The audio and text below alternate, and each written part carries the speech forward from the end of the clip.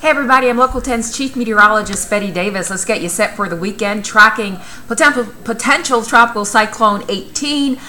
This has a high chance of evolving into Tropical Storm Philippe as of 11 p.m. Friday night. We are talking about a system with maximum sustained winds of 40 miles per hour moving north at 7 miles per hour, expected to cross western Cuba late Saturday and then move through the northwest Bahamas overnight Saturday, early Sunday, and it comes pretty close to South Florida as you're noting on this projected path. Not expected to be a huge wind system for South Florida, but rain, that's going to be our issue.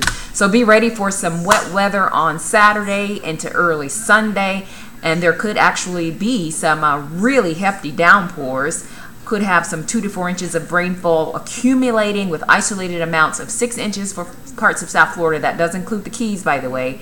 As for temperatures, those are going to be suppressed potentially Saturday with all the rain in the area, so note the highs in the low 80s. And then on Sunday, once we get all the tropical moisture moving through, a cold front is on the way, and that's expected to bring some cooler air in our way, in our direction come Sunday.